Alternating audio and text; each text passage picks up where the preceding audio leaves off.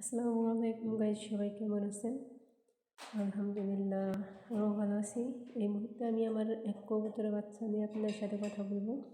তো তার আগে আমার এই ভিডিওটা দেখার আগে সবাই আমার ভিডিওতে লাইক, কমেন্ট এবং শেয়ার করবেন এবং আমার ভিডিওটা ভালো লাগে সাবস্ক্রাইব করে দেবেন। তো আমার একজনের বাচ্চা আপনারা দেখতেই পাচ্ছেন কত রকম ঢং করতেছে সে, কারণ সে একটু ঢং বেশি করে। তাকে নিচে নামাই দিছি, তো সে কেমনভাবে থাকবো এক সময় এক ভাব করতেছে।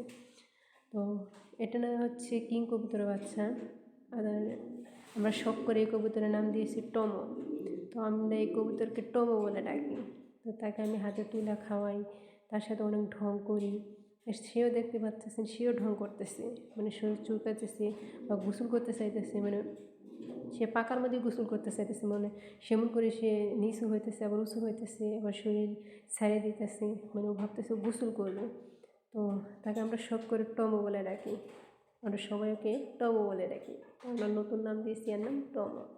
সবাই আমার টমোর ভিডিওটা ভালো লাগে, সবাই ভিডিওটা সাবস্ক্রাইব করে